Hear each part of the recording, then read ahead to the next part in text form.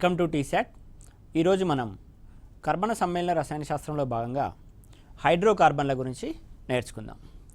హైడ్రోకార్బన్లు అంటే కార్బన్ మరియు హైడ్రోజన్ కలిసి బంధాలను ఏర్పరచగా ఫలితంగా ఏర్పడేటువంటి సమ్మేళనాలని మనం హైడ్రోకార్బన్లు అని పేర్కొనడం జరుగుతుంది. పేరులోనే ఉంది హైడ్రోజన్ మరియు కార్బన్, ఈ రెండూ కలిసి బంధాలను ఏర్పరచగా మనకి సమ్మేళనాలు అనేటువంటివి ఏర్పడతాయి. ఆ సమ్మేళనాలన్నింటినీ కూడా మనము హైడ్రోకార్బన్లు అని పేర్కొనడం జరుగుతుంది. ఇక్కడ కొన్ని ఉదాహరణలు చూద్దాం. కార్బన్ 4 హైడ్రోజన్లతో కలిసి బంధాలను ఏర్పరిస్తే దాన్ని మనము CH4, దీన్నే మనం మీథేన్ అని పేర్కొనడం జరుగుతుంది. మీథేన్ అని పేర్కొనడం జరుగుతుంది. అదేవిధంగా 2 కార్బన్లు 4 హైడ్రోజన్లతో బంధాలను ఏర్పరిచినట్లయితే దాన్ని ఈథీన్ అని పేర్కొనడం జరుగుతుంది. దీని లోపల కార్బన్ మరియు హైడ్రోజన్ 2 రకాల మూలకాలు మాత్రమే ఉన్నాయి. అదేవిధంగా 2 కార్బన్లు 6 హైడ్రోజన్లతో కనుక బంధాలను ఏర్పరిచినట్లయితే దాన్ని మనము ఈథేన్గా పేర్కొనడం జరుగుతుంది. ఈథేన్గా పేర్కొనడం జరుగుతుంది. అదేవిధంగా C3H8 అనేటువంటిది ఉంటుంది. దీన్ని మనం ప్రోపేన్ అని పేర్కొనడం జరుగుతుంది. ఈ రకంగా మనకి వివిధ రకాల సమ్మేళనాలు అనేటువంటివి ఏర్పడతాయి. ఎప్పుడైతే కార్బన్ అనేటువంటిది హైడ్రోజన్లతో బంధాలను ఏర్పరిచే సమ్మేళనాలు ఏర్పరచగా వివిధ రకాల సమ్మేళనాలు అనేటువంటివి ఏర్పడతాయి. ఈ సమ్మేళనాలన్నింటినీ మనము హైడ్రోకార్బన్లుగా పిలుస్తాము. ఈ హైడ్రోకార్బన్లని మనము వర్గీకరణ కనుక చేసినట్లయితే ఇవి ప్రధానంగా 2 రకాలు. వీటిని మనము సంతృప్త హైడ్రోకార్బన్లు మరియు అసంతృప్త హైడ్రోకార్బన్లు అని పేర్కొనడం జరుగుతుంది. ఇంగ్లీష్ లోపల చూసినట్లయితే సాచురేటెడ్ హైడ్రోకార్బన్స్ అని అంటాము. Saturated hydrocarbon. అసంతృప్త హైడ్రోకార్బన్లు అని అంటే అన్సాచురేటెడ్ హైడ్రోకార్బన్లు. అన్సాచురేటెడ్ హైడ్రోకార్బన్లు, అసంతృప్త కార్బన్లు, అసంతృప్త హైడ్రోకార్బన్లు. సంతృప్తత అసంతృప్తత అనే విషయాన్ని కనుక ఒకసారి చూసినట్లయితే ఈ హైడ్రోకార్బన్లు అనేటువంటివి కార్బన్ల సంఖ్యకి సమానమైనటువంటి సంఖ్యలో హైడ్రోజన్లు అనేటువంటివి ఉంటాయి. ఒక కార్బన్కి 4 హైడ్రోజన్లు అనేటువంటివి అవసరం పడతాయి. ఆ 4 హైడ్రోజన్లు కనుక ఉన్నట్లయితే వాటిని సంతృప్త హైడ్రోకార్బన్లు అని అంటారు. ఈ అసంతృప్త హైడ్రోకార్బన్లలో కార్బన్ల సంఖ్యకి అవసరమైన సంఖ్యలో హైడ్రోజన్స్ అనేటువంటివి ఉండవు. వీటిని అసంతృప్త హైడ్రోకార్బన్లు అని పేర్కొనడం జరుగుతుంది. వీటి లోపల బహుబంధాలు అనేటువంటివి ఉంటాయి. ఈ బహుబంధాలు ఉన్న కారణంగా వీటిని అసంతృప్త హైడ్రోకార్బన్లు అని పేర్కొనడం జరుగుతుంది. బహుబంధాలు లేకుండా కార్బన్ల చుట్టూ కేవలం ఏకబంధాలు మాత్రమే ఉన్నట్లయితే వాటిని మనము సంతృప్త హైడ్రోకార్బన్లు అని పేర్కొనడం జరుగుతుంది. సంతృప్త హైడ్రోకార్బన్ల గురించి వివరంగా చూసినట్లయితే సంతృప్త హైడ్రోకార్బన్లనే మనము ఆల్కేన్లు అని పిలవడం జరుగుతుంది. ఆల్కేన్లు అని పిలవడం జరుగుతుంది. ఆల్కేనులు అనేటువంటిది ఇంగ్లీష్ పదము. దాని యొక్క స్పెల్లింగ్ కనుక చూసినట్లయితే ఆల్కేన్స్ అని పిలవడం జరుగుతుంది. సంతృప్త హైడ్రోకార్బన్లలో కార్బన్ కేవలం ఏకబంధాన్ని మాత్రమే ఏర్పరుస్తుంది. అంటే బహుబంధాల లోపల మనకి ద్విబంధము త్రిబంధము ఉన్నట్టు ద్విబంధము త్రిబంధాన్ని ఏర్పరచకుండా హైడ్రోకార్బన్లలో ఉన్నటువంటి కార్బన్ కేవలం ఏకబంధాన్ని మాత్రమే ఏర్పరిచినట్లయితే వాటిని మనము సంతృప్త హైడ్రోకార్బన్లు లేదా ఆల్కేనులు అని పిలవడం జరుగుతుంది. ఆల్కేన్స్ అని పిలవడం జరుగుతుంది. ఇంతకుముందు ఇచ్చినటువంటి CH4 అనేటువంటిది ఈ సంతృప్త హైడ్రోకార్బన్లకి ఉదాహరణగా పేర్కొనవచ్చు. అదేవిధంగా C2H6 అనేటువంటిది, ఇంతకుముందు ఇచ్చినటువంటి C3H8 అనేటువంటివి ఇవన్నీ కూడా సంతృప్త హైడ్రోకార్బన్లు లేదా ఆల్కేనులకి ఉదాహరణలు. ఒకసారి కనుక వీటి స్ట్రక్చర్ని పరిశీలించినట్లయితే CH4 యొక్క స్ట్రక్చర్ కనుక ఇక్కడ డ్రా చేస్తున్నాను చూడండి. కార్బన్ దాని చుట్టూ 4 హైడ్రోజన్లను కలిగి ఉంది. అంటే వీటి లోపల కార్బన్ పరమాణు అనేటువంటిది కేవలం ఏకబంధాలను మాత్రమే ఏర్పరిచింది. ఈ విధంగా కార్బన్ అనేటువంటిది కేవలం ఏకబంధాలను మాత్రమే ఏర్పరిచినట్లయితే అటువంటి హైడ్రోకార్బన్లను సంతృప్త హైడ్రోకార్బన్లు లేదా ఆల్కేన్లు అని పిలవడం జరుగుతుంది. ఈ C2H6 ఏదైతే ఉందో దీని పేరు నేను ఇంతకుముందు చెప్పడం జరిగింది మీథేన్. ఇక్కడ C2H6 అనేటువంటిది ఉంది. C2H6 యొక్క పేరుని కనుక చూసినట్లయితే మీథేన్, అదేవిధంగా ఈథేన్. C3H8 యొక్క నేమ్ను పరిశీలించినట్లయితే ఇది ప్రోపేన్గా పేర్కొనడం జరుగుతుంది. ఇక్కడ మీరు గమనించినట్లయితే ఇక్కడ నేను ఇచ్చినటువంటి ఎగ్జాంపుల్స్ యొక్క పేర్ల చివరన ANE అనేటువంటి ANE అనేటువంటి ఒక పదం అనేటువంటిది ప్రతి పేరుకు చివరన రావడం జరుగుతుంది. అదేవిధంగా ఆల్కేన్స్ లోపల చివరి పదం కూడా ఏన్ అనేటువంటిది ఉంది. అంటే ఆల్కేన్ల చివరన మనకి ఏఎన్ఈ అనేటువంటి పదం వస్తుందన్న విషయాన్ని గుర్తుంచుకోవాలి. వీటి లోపల అన్నీ కూడా ఏకబంధాలే ఉంటాయి. ఒకసారి ఈథేన్ యొక్క స్ట్రక్చర్ కనుక చూసినట్లయితే కార్బన్ కార్బన్ ఈ విధంగా 2 కార్బన్ పరమాణువులు అనేటువంటివి ఉన్నాయి మనకి ఈథేన్ లోపల. ఈ 2 కార్బన్ పరమాణువుల చుట్టూ మొత్తంగా 6 హైడ్రోజన్లు అనేటువంటివి ఉన్నాయి. అంటే ఈ కార్బన్కి 3 హైడ్రోజన్లు, అదేవిధంగా ఈ కార్బన్ పరమాణువుకి 3 హైడ్రోజన్లు అనేటువంటివి ఉన్నాయి. 3 హైడ్రోజన్లు అనేటువంటివి ఉన్నాయి. ఈ కార్బన్కి మధ్యన ఒక ఏకబంధం అనేటువంటిది ఉంటుంది. ఇప్పుడు చూడండి, సంతృప్త హైడ్రోకార్బన్లలో ఉన్నటువంటి కండిషన్ ఏదైతే ఉందో కార్బన్ అనేటువంటిది కేవలం ఏకబంధాలను మాత్రమే ఏర్పరచాలి. ఈ కార్బన్ పరమాణువుని కనుక గమనించినట్లయితే ఇది ఏకబంధమే, ఇది ఏకబంధమే, ఇది ఏకబంధమే, ఇది కూడా ఏకబంధమే. ఆ విధంగా కార్బన్ అనేటువంటిది కేవలం ఏకబంధాలను మాత్రమే ఏర్పరిచింది. ఈ కార్బన్ కనుక చూసినట్లయితే ఏకబంధం ఏకబంధం ఏకబంధం ఏకబంధం, ద్విబంధాలు కానీ త్రిబంధాలు కానీ ఇక్కడ లేవు. కాబట్టి దీన్ని సంతృప్త హైడ్రోకార్బన్ లేదా ఆల్కేన్ అని పిలవడానికి అన్ని రకాలుగా ఇది అర్హత సాధించిందని చెప్పవచ్చు. ఏదైతే కండిషన్స్ ఉన్నాయో కండిషన్స్ని ఫుల్ఫిల్ చేసిన కారణంగా C2H6 ఈథేన్ ఏదైతే ఉందో దాన్ని మనము సంతృప్త హైడ్రోకార్బన్ అని పిలవచ్చు. C2H6 దీని పేరుని మనం ఈథేన్ అని చూడడం జరిగింది. మరొక ఎగ్జాంపుల్ తీసుకుందాం మనము C3H8. C3H8 లోపల 3 కార్బన పరమాణువులు అనేటువంటివి ఉన్నాయి. 3 కార్బన పరమాణువులు అనేటువంటివి ఉన్నాయి. ఈ 3 కార్బన పరమాణువుల చుట్టూ మొత్తంగా 8 హైడ్రోజన్ ఆటంలు అనేటువంటివి ఉన్నాయి. 8 హైడ్రోజన్ల ఆటం లోపల చివరి కార్బన్ చుట్టూ మనకి 3 హైడ్రోజన్లు అనేటువంటివి ఉంటాయి. చివరి కార్బన్తో 3 హైడ్రోజన్ పరమాణువులు బంధాలను ఏర్పరుస్తాయి. 3 హైడ్రోజన్ పరమాణువులు బంధాలను ఏర్పరుస్తాయి. ఇక ఈ కార్బన్కి మధ్యన ఒక ఏకబంధం, ఈ కార్బన్కి మధ్యన ఏకబంధం. సంతృప్త హైడ్రోకార్బన్లకి ఉదాహరణగా చెప్పుకుంటున్నాం కాబట్టి కేవలం ఏకబంధాలు మాత్రమే ఉంటాయి.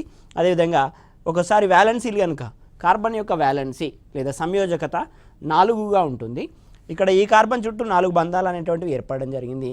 ఈ కార్బన్ చుట్టూ కూడా 4 బంధాలు అనేటువంటివి ఏర్పడడం జరిగింది. కానీ మధ్యలో ఉన్నటువంటి కార్బన్ చుట్టూ 4 బంధాలు ఏర్పడలేదు. ఇటువైపున ఒక బంధం, ఇటువైపున ఒక బంధం, కేవలం 2 బంధాలు మాత్రమే ఏర్పడ్డాయి. మనకి ఇక్కడ 6 హైడ్రోజన్ పరమాణువులు మాత్రమే ఉపయోగించడం జరిగింది. ఇంకా మనకి C3H8 దీని ఫార్ములా C3H8. మొత్తంగా మనకి 8 హైడ్రోజన్ పరమాణువులు అనేటువంటివి ఉన్నాయి. కావున ఇంకొక 2 హైడ్రోజన్ పరమాణువులని ఈ మధ్యలో ఉన్న కార్బన్ బంధాన్ని ఏర్పరుస్తుంది. ఇంకొక 2 హైడ్రోజన్ పరమాణువులతో మధ్యలో ఉన్న కార్బన్ అనేటువంటిది బంధాలను ఏర్పరుస్తుంది. ఈ విధంగా C3H8 నిర్మాణం అనేటువంటిది ఉంటుంది. ఈ C3H8 నిర్మాణం లోపల ఏ కార్బన్ పరమాణువును తీసుకున్నా కూడా కేవలం ఏకబంధాలను మాత్రమే ఏర్పరిచింది, ద్విబంధాలను త్రిబంధాలను ఏర్పరచలేదు. కావున ఇది ఒక సంతృప్త హైడ్రోకార్బన్కి ఉదాహరణగా చెప్పవచ్చు. ఇది సంతృప్త హైడ్రోకార్బన్లకు సంబంధించినటువంటి సమాచారం. సంతృప్త హైడ్రోకార్బన్లనే మనం ఆల్కేన్ అని పిలవడం జరుగుతుంది. ఈ సంతృప్త హైడ్రోకార్బన్ల పేరు చివరన ఏఎన్ఈ అనే పదము, ఏన్ అనేటువంటి పదం వస్తుందనే విషయాన్ని గుర్తుంచుకోండి. ఎప్పుడైనా ఏఎన్ఈ అనేటువంటి పదం వచ్చింది అని అంటే అది సంతృప్త హైడ్రోకార్బన్ అనే విషయాన్ని గుర్తుపెట్టుకోండి. ఈ విధంగా ఫార్ములాలు ఇచ్చి నేమ్స్ అడిగినటువంటి సందర్భాలు ఇంతకుముందు పోటీ పరీక్షల్లో ఉన్నాయి. ఈ ఫార్ములా ఇచ్చి నేమ్ అడగడం, నేమ్ ఇచ్చి ఫార్ములాని అడగడం, ఈ రకమైనటువంటి ఎగ్జాంపుల్స్ని మీరు గుర్తుంచుకోండి. మీథేన్, ఈథేన్, ప్రోపెన్ సరళమైనటువంటి పదార్థాలు. సంతృప్త హైడ్రోకార్బన్లో ఇవి మొదటి పదార్థాలు. ఒకే కార్బన్ కలిగినటువంటి సంతృప్త హైడ్రోకార్బన్, 2 కార్బన్ పరమాణువులు కలిగిన సంతృప్త హైడ్రోకార్బన్, 3 కార్బన్ పరమాణువులు కలిగిన సంతృప్త హైడ్రోకార్బన్ ప్రోపెన్. ఇంకా 4 కార్బన్ పరమాణువులు కలిగింది బ్యూటేన్. సో ఇవి ప్రాథమికంగా ఉన్నటువంటి ఉదాహరణలు. వీటి గురించి గుర్తుంచుకునే ప్రయత్నం చేయండి. సంతృప్త హైడ్రోకార్బన్లు. నెక్స్ట్ మనము అసంతృప్త హైడ్రోకార్బన్లు గురించి చర్చించే ముందు ఇంకా కొంత ఇన్ఫర్మేషన్ మనకు సంతృప్త హైడ్రోకార్బన్ల గురించి ఉంది. ఏకబంధాలను మాత్రమే కలిగి ఉన్నాయి. ఏవైతే సంతృప్త హైడ్రోకార్బన్లు ఏకబంధాలను మాత్రమే కలిగి ఉన్నాయి. ఈ ఏకబంధాలను మాత్రమే కలిగి ఉన్న కారణంగా ఇంకా ఇవి హైడ్రోజన్ అణువులను స్వీకరించలేవు. ఆల్రెడీ అన్ని కార్బన్స్ కూడా ఇంతకుముందు మనం ఎగ్జాంపుల్స్లో చూసినట్లు అన్ని కార్బన్స్ కూడా హైడ్రోజన్స్తో ఫుల్ఫిల్ అయిపోయినాయి. ఎటువంటి ఇంకొక హైడ్రోజన్ యాడ్ చేయడానికి ఇక్కడ ఆస్కారం లేదు. ఈ కార్బన్ కూడా ఇంకొక హైడ్రోజన్ యాడ్ చేయడానికి ఆస్కారం లేదు. ఈ కార్బన్లో కూడా చూసినట్లయితే, ఈ సమ్మేళనంలో చూసినట్లయితే కార్బన్ పరమాణువులన్నీ కూడా 4 బంధాలను ఆల్రెడీ ఏర్పరిచి ఉన్నాయి. కాబట్టి ఎట్టి పరిస్థితుల్లోనూ ఇంకొక హైడ్రోజన్ని యాడ్ చేసే పరిస్థితి ఇక్కడ కార్బన్ పరమాణువుల లోపల కనిపించడం లేదు. కావున హైడ్రోజన్ అణువులను స్వీకరించలేవు. కాబట్టి హైడ్రోజన్ అణువులను స్వీకరించలేవు కాబట్టి అవి సంతృప్తం చెంది ఉన్నాయి కాబట్టి వీటికి సంతృప్త హైడ్రోకార్బన్లు అని పిలవడం జరుగుతుంది. ఇవి సంతృప్తంగా ఉన్నాయి, ఎటువంటి హైడ్రోజన్ అణువుల అవసరం వీటికి లేదు కావున వీటిని సంతృప్త హైడ్రోకార్బన్లు అని పిలవడం జరుగుతుంది. ఇంకా నెక్స్ట్ చూసినట్లయితే మనకి అసంతృప్త హైడ్రోకార్బన్లు. ఈ అసంతృప్త హైడ్రోకార్బన్లలో కార్బన పరమాణువులు అనేటువంటివి ద్విబంధాలను త్రిబంధాలను ఏర్పరుస్తాయి. ఇంతకుముందు సంతృప్త హైడ్రోకార్బన్ల లోపల కార్బన పరమాణువు అనేటువంటిది కేవలం ఏకబంధాన్ని మాత్రమే ఏర్పరిచింది. ఇక్కడ అసంతృప్త హైడ్రోకార్బన్ల లోపల కార్బన పరమాణువులు అనేటువంటివి ద్విబంధాలను డబుల్ బాండ్స్ని త్రిబంధాలను ట్రిపుల్ బాండ్స్ని ఏర్పరచడం జరుగుతుంది.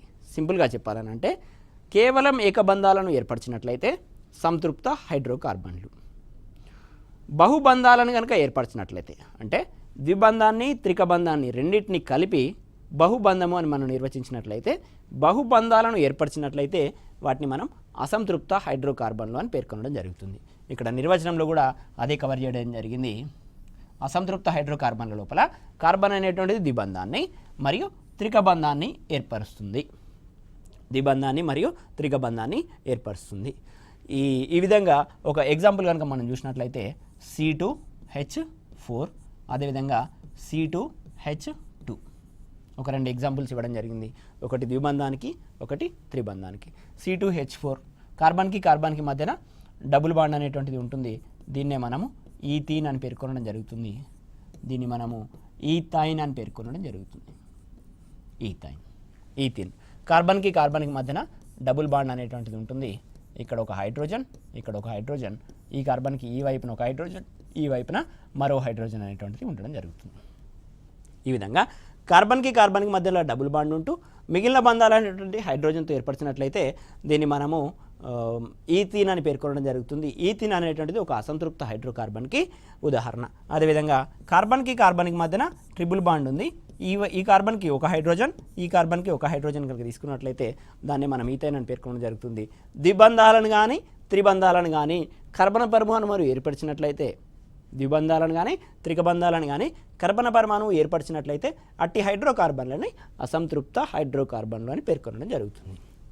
ఇంకా మనం నెక్స్ట్ చూసినట్లయితే అసంతృప్త హైడ్రోకార్బన్లకు సంబంధించినటువంటి ఇంకా కొంత ఇన్ఫర్మేషన్.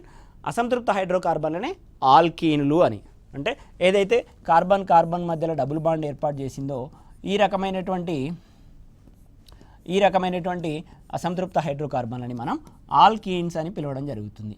ఆల్కీన్ అనేటువంటిది ఒక ఇంగ్లీష్ వర్డ్ కాబట్టి ఆల్కీన్స్ అని పిలవడం జరుగుతుంది. అలా కాకుండా కార్బన్కి మధ్యన ట్రిపుల్ బాండ్ అనేటువంటిది ఏర్పాటు జరిగినట్లయితే ఈ ట్రిపుల్ బాండ్ జరిగినటువంటి ఈ రకమైనటువంటి అసంతృప్త హైడ్రోకార్బన్లు అన్నిటినీ ట్రిపుల్ బాండ్ కలిగి ఉన్నటువంటి త్రికబంధాన్ని కలిగి ఉన్నటువంటి హైడ్రోకార్బన్లు అన్నింటినీ మనము ఆల్కైన్ అని పిలవడం జరుగుతుంది. ఇక్కడ యారో మార్క్ ఇచ్చి నేను ఈ బాక్స్లో ఏదైతే రాస్తున్నానో ఈ బాక్స్లో రాసినటువంటి ఆల్కైన్ అనే పదం కేవలం ఇదే సమ్మేళనానికి సంబంధించింది కాదు. ఈ ఆల్కిన్ అనే పదం కేవలం ఇదే సమ్మేళనానికి సంబంధించినటువంటి పదం కాదు. ద్విబంధాలను కలిగి ఉన్నటువంటి అన్ని అసంతృప్త హైడ్రోకార్బన్లను ఆల్కీన్గా సంబోధిస్తాము. త్రిబంధాలను కలిగి ఉన్నటువంటి అన్ని అసంతృప్త హైడ్రోకార్బన్లను ఆల్కైన్తో సూచిస్తాము. పర్టికులర్గా ఇదే కాంపౌండ్కి మనం పేరును ఇవ్వాలి అని అంటే రెండు కార్బన్లు ఉన్నాయి కాబట్టి ఈత్ అండ్ డబుల్ బాండ్ ఉంది కాబట్టి ఈఎన్ఈ అనే విషయాన్ని ఈథీన్ అని మనం రాయాలి. ఇక్కడ రెండు కార్బన్ పరమాణువులు ఉన్నాయి, మరలా ఈత్ అనేటువంటిది వాడాలి. ట్రిపుల్ బాండ్ ఉంది కాబట్టి వైఎన్ఈ అనేటువంటి పదాన్ని వాడితే ఈథైన్ అనేటువంటిది పేరు వస్తుంది.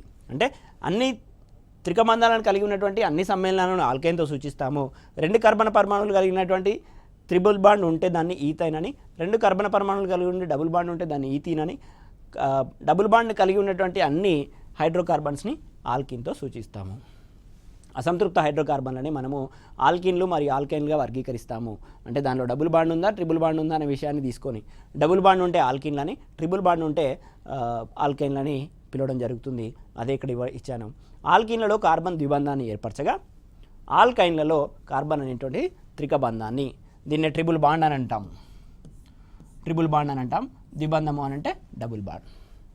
ఇక్కడ స్థూలంగా మీరు గమనించాల్సిన విషయం, ఇప్పటివరకు మనం డిస్కస్ చేసినటువంటి ఉదాహరణల ఆధారంగా కార్బన్కి మధ్యన సింగిల్ బాండ్ అనేటువంటిది ఉంటే పేరుకు చివరన ANE అనే పదం వస్తుంది. ఇప్పటివరకు మనం డిస్కస్ చేసిన ఉదాహరణల ఆధారంగా మనం ఇక్కడ ఒకటి కంక్లూడ్ చేయొచ్చు. కార్బన్కి మధ్యలో సింగిల్ బాండ్ ఉన్నట్లయితే ANE అనే పదం వస్తుంది. కార్బన్కి మధ్యన డబుల్ బాండ్ ఉన్నట్లయితే ENE అనే పదం వస్తుంది. పేరు చివరన ఆ సమ్మేళనం యొక్క పేరు చివరన ENE అనేటువంటి పదం వస్తుంది. అదేవిధంగా కార్బన్కి మధ్యన ట్రిపుల్ బాండ్ ఉన్నట్లయితే ఆ పేరు చివరన YNE అనేటువంటి పదం వస్తుంది. YNE. సో ఈ విధంగా ఏన్, ఈన్ అయినటువంటి 3 పదాలు కూడా ఏకబంధాన్ని, ద్విబంధాన్ని మరియు త్రికబంధాన్ని సూచిస్తున్నాయనే విషయాన్ని గుర్తుంచుకోండి. వీటి ఆధారంగా ఈ పేరు చివరన ఉండేటువంటి ఈ 3 అక్షరాల ఆధారంగా మనం ఒక కాంపౌండ్ అనేటువంటిది సంతృప్త హైడ్రోకార్బనా, అసంతృప్త హైడ్రోకార్బన్ అయితే ఆల్కీనా, ఆల్కైనా అనే విషయాన్ని మనం ఈ పేరుని ఆధారంగా చేసుకొని చెప్పవచ్చు. ఇంకొక విషయం ఏంటి అని అంటే ఒకవేళ అది ఆల్కేన్ అయితే ఆల్కేన్ అనేటువంటిది ఈ రకమైన సాధారణ ఫార్ములాని కలిగి ఉంటుంది. ఆల్కేన్ అనేటువంటిది CnH2n+2 సాధారణ ఫార్ములాని కలిగి ఉంటుంది. అదేవిధంగా ఒకవేళ ఇచ్చినటువంటి కాంపౌండ్ అనేటువంటిది ఆల్కీన్ అయితే మనకి CnH2n అనేటువంటి సాధారణ ఫార్ములాని పోలి ఉంటుంది.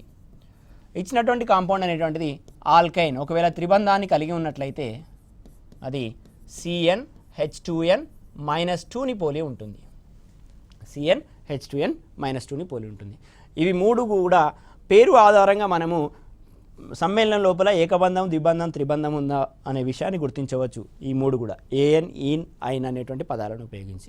అలా కాకుండా సాధారణ ఫార్ములాను ఉపయోగించి కూడా ఒక పదార్థం అనేటువంటిది, ఒక హైడ్రోకార్బన్ అనేటువంటిది ఆల్కేనా, ఆల్కీనా, ఆల్కైనా అనే విషయాన్ని కూడా గమనించవచ్చు.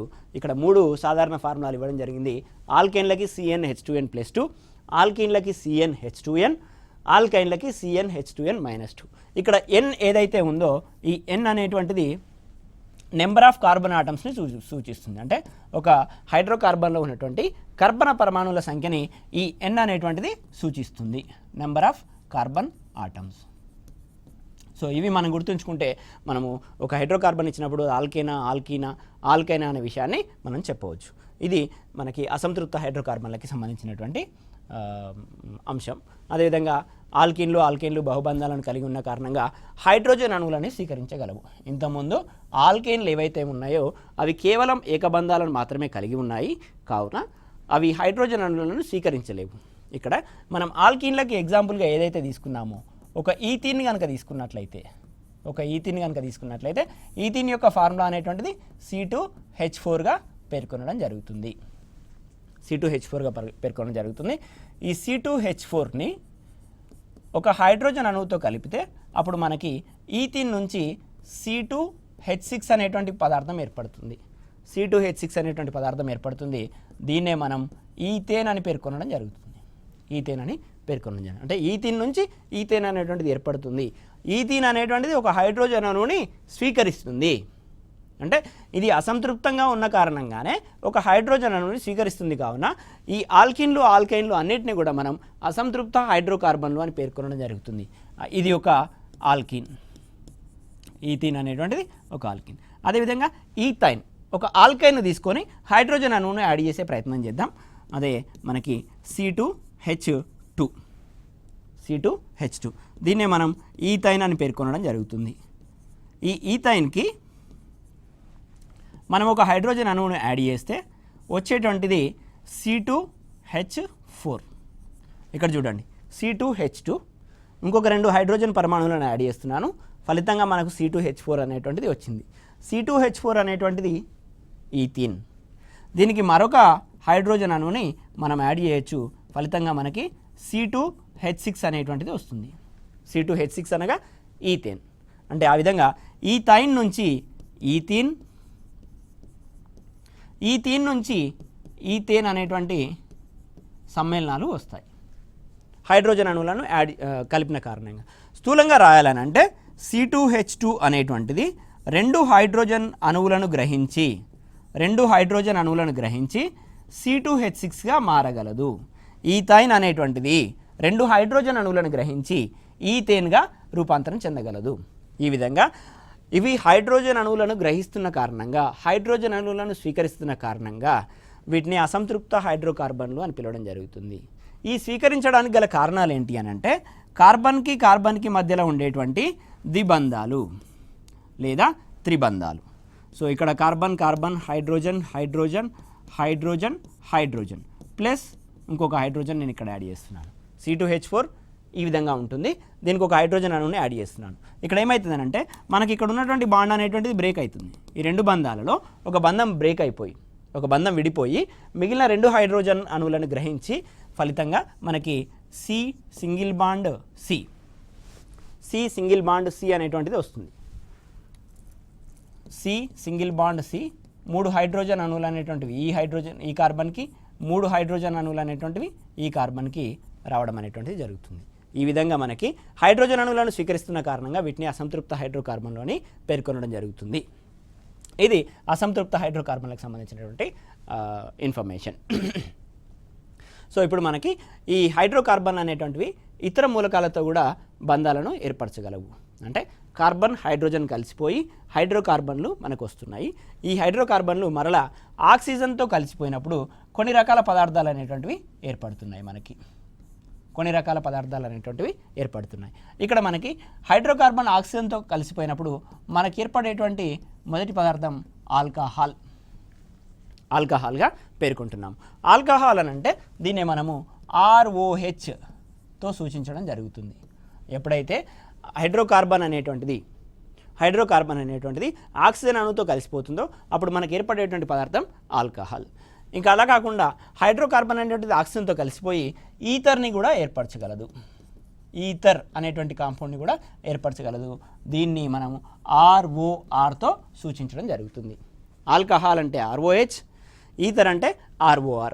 అలా కాకుండా ఈ ఆక్సిజన్ అనేటువంటిది డబుల్ బాండ్తో కనుక కార్బన్తో బంధాన్ని ఏర్పరిస్తే మనకి ఏర్పడేటువంటి కీటోన్స్నే మనము RC+ORతో సూచిస్తున్నాము. RC+ORతో సూచిస్తున్నాము. కీటోన్లు అనేటువంటివి RC+ORతో సూచిస్తున్నాము.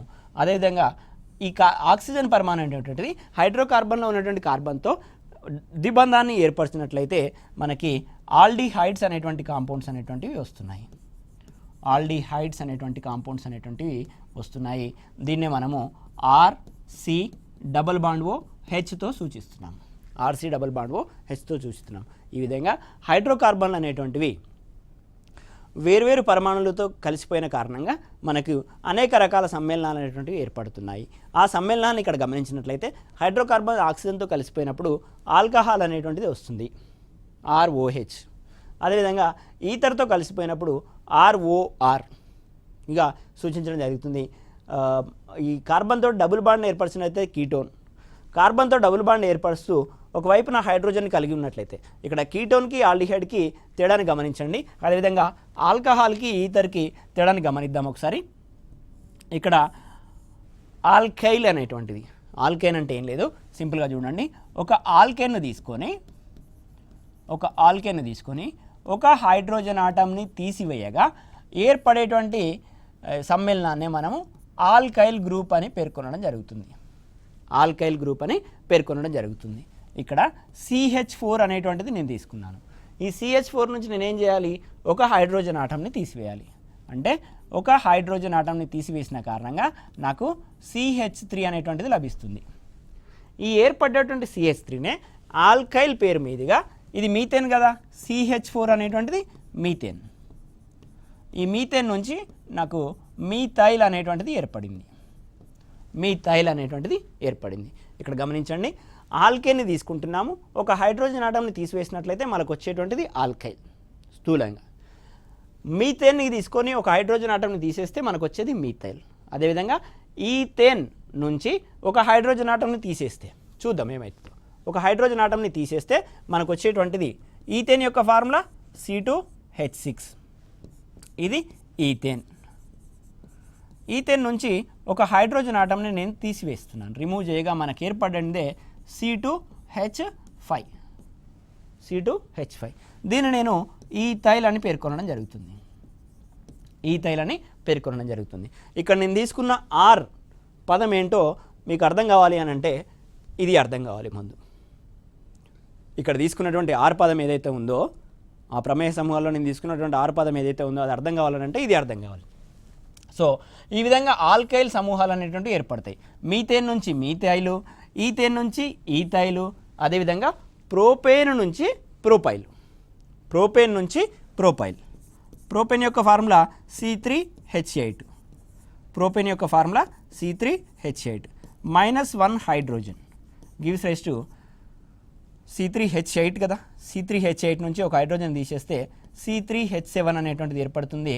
దీన్నే మనము ప్రోపైల్ అని పేర్కొనడం జరుగుతుంది, ప్రోపైల్ అని పేర్కొనడం జరుగుతుంది. ఈ విధంగా మనకి ప్రోపేన్ నుంచి ఒక హైడ్రోజన్ తీసేస్తే ప్రోపైల్ అనేటువంటిది ఏర్పడింది. ఈథేన్ నుంచి ఈథైల్, బ్యూటేన్ నుంచి బ్యూటైల్, బ్యూటేన్ నుంచి బ్యూటైల్, పెంటేన్ నుంచి పెంటైల్, హెక్సేన్ నుంచి హెక్సైల్. ఆ విధంగా ఒక్కొక్క కార్బన్ పరమాణువును పెంచుతూ పోతున్నాను. అన్నిటి నుంచి కూడా ఒక హైడ్రోజన్ రిమూవ్ చేయగా మనకి ఆల్కైల్ సమూహాలు అనేటువంటివి వస్తున్నాయి. మీథైల్ వచ్చింది, ఈథైల్ వచ్చింది, ప్రోపైల్, బ్యూటైల్, పెంటైల్. ఆ విధంగా మనకి ఆల్కైల్ సమూహాలు అనేటువంటివి వస్తున్నాయి. ఈ వచ్చినటువంటి ఆల్కైల్ సమూహాలు అన్నింటినీ ఆర్తో సూచిస్తాం. మనం ఏమంటున్నాం? ఆర్తో సూచించడం జరుగుతుంది, ఆర్తో సూచించడం జరుగుతుంది. అంటే ఇక్కడ వచ్చినటువంటి మీథైల్కి నేను ఆర్తో సూచించినట్లయితే, ఆర్తో సూచించినట్లయితే ఇక్కడ మనకి దీనికి OH అనేటువంటిది అటాచ్ అయింది. ఆక్సిజన్ పరమాణు అనేటువంటిది ఇది హైడ్రోకార్బన్ నుంచే కదా ఏర్పడింది. ఆల్కైల్ అనేటువంటిది హైడ్రోకార్బన్ నుంచి ఏర్పడింది, ఒక హైడ్రోజన్ తీసేయగా. స్థూలంగా చెప్పాలనంటే మీథేన్ నుంచి ఒక హైడ్రోజన్ తీసేసి ఒక హైడ్రాక్సీ గ్రూప్ని కలిపినట్లయితే ROH అనేటువంటిది ఏర్పడుతుంది. దీన్ని నేను CH3OHగా కూడా రాయొచ్చు కదా, CH3OHగా రాయొచ్చు. ఇక్కడ ఏర్పడేటువంటి CH3OHనే మనం ఆల్కహాల్ అని పేర్కొనడం జరుగుతుంది, ఆల్కహాల్ అని పేర్కొనడం జరుగుతుంది. అంటే హైడ్రోకార్బన్లో ఉన్నటువంటి హైడ్రోకార్బన్లతో ఆక్సిజన్ అనేటువంటి పరమాణువు చర్యనొందిన కారణంగా మనకి ఏర్పడేటువంటి పదార్థాలే ఆల్కహాళ్ళు. ఓకేనా? అదేవిధంగా రెండు ఆల్కైల్ సమూహాలకి మధ్యన, రెండు ఆల్కైల్ సమూహాలకి మధ్యన మనకి ఆక్సిజన్ ఆటం ఉన్నట్లయితే దాన్ని మనము ఈథర్ అని పేర్కొనడం జరుగుతుంది. అదేవిధంగా రెండు ఆల్కైల్ సమూహాలకి మధ్యన, రెండు ఆల్కైల్ సమూహాలకి మధ్యన ఒక కార్బోనైల్ గ్రూప్ ఉన్నట్లయితే దాన్ని మనం కీటోన్ అని పేర్కొనడం జరుగుతుంది, కీటోన్ అని పేర్కొనడం జరుగుతుంది. ఒక ఆల్కైల్ సమూహానికి కార్బోనైల్ గ్రూప్ అటాచ్ అయి ఉండి ఇంకొక వైపున హైడ్రోజన్ ఆటం, ఆల్కైల్ గ్రూప్కి బదులుగా హైడ్రోజన్ ఆటం ఉన్నట్లయితే దాన్ని మనం ఆల్డిహైడ్ అని పేర్కొనడం జరుగుతుంది. అదేవిధంగా ఇంకా చూసినట్లయితే మనకు కార్బాక్సిలిక్ యాసిడ్స్ అని ఉంటాయి, కార్బాక్సిలిక్ యాసిడ్స్. ఈ కార్బాక్సిలిక్ యాసిడ్స్ యొక్క సాధారణ ఫార్ములాని కనుక చూసినట్లయితే RC≡OH, RC≡OH అనేటువంటి సాధారణ ఫార్ములాని కలిగి ఉంటుంది. ఈ విధంగా కార్బాక్సిలిక్ యాసిడ్స్ యొక్క సాధారణ రూపం కనుక చూసినట్లయితే RC≡OH. దీన్నే మనం సాధారణంగా RCOOHగా రాస్తాం. ఏమని రాస్తాం? RCOOHగా రాస్తాం, RCOOH.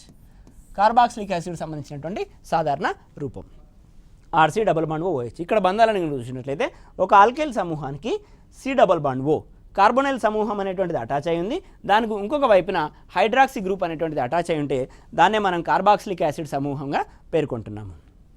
ఈ విధంగా హైడ్రోకార్బన్లతో ఆక్సిజన్లు కలిసిపోయిన కారణంగా వివిధ రకాల సమూహాలు అనేటువంటివి మనకు ఏర్పడుతున్నాయి, వివిధ రకాల సమూహాలు అనేటువంటివి ఏర్పడుతున్నాయి. సో అదేవిధంగా హైడ్రోకార్బన్లు సల్ఫర్తో కలిసిపోతాయి, హైడ్రోకార్బన్లు అనేటువంటివి పాస్పరస్తో కూడా కలిసిపోతాయి.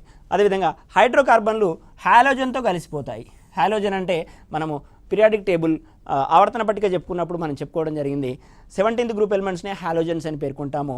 వీటినే ఫ్లోరిన్, క్లోరిన్, బ్రోమిన్, అయోడిన్ అని సూచిస్తాము. Fluorine, chlorine, bromine, iodine, astatine ఇవన్నీ కూడా హాలోజన్ ఆటమ్స్. అంటే ఈ ఆల్కైల్ సమూహానికి ఫ్లోరిన్ లేదా క్లోరిన్ లేదా బ్రోమిన్ లేదా అయోడిన్ అటాచ్ అయినప్పుడు ఏర్పడేటువంటి సమూహాలనే ఆల్కైల్ హాలైడ్స్ అని పేర్కొనడం జరుగుతుంది. ఇక్కడ రాస్తున్నాను, ఆల్కైల్ హాలైడ్స్ అని పేర్కొనడం జరుగుతుంది. ఈ ఆల్కైల్ హాలైడ్స్ని మనము ఆల్కైల్ని R తోటి, హాలోజన్ ఆటంని Xతో సూచిస్తాం, RX అని పేర్కొనడం జరుగుతుంది. ఈ విధంగా హైడ్రోకార్బన్లు అనేటువంటివి వివిధ రకాల పరమాణులతో కలిసిపోయినప్పుడు అనేక రకాల సమ్మేళనాలు అనేటువంటివి ఏర్పడుతున్నాయి. ఆ సమ్మేళనాలని సాధారణంగా ఈ రకంగా సూచించడం జరుగుతుంది. ఓకేనా, ఈ రకంగా సూచించినప్పుడు మనకి RX, RC double bond OH, RC double bond OH అనేటువంటి ప్రమేయ సమూహాలు అనేటువంటివి రావడం జరుగుతుంది. ఈ ప్రమేయ సమూహాలకు సంబంధించినటువంటి సమాచారము మరియు ఈ కర్బన సమ్మేళనాలకి నేమింగ్ ఇచ్చే విధానం అంటే నామీకరణ విధానాన్ని గురించి మనకు రాబోయే క్లాస్లో మరొకసారి చర్చిద్దాం. Okay, thank you one and all.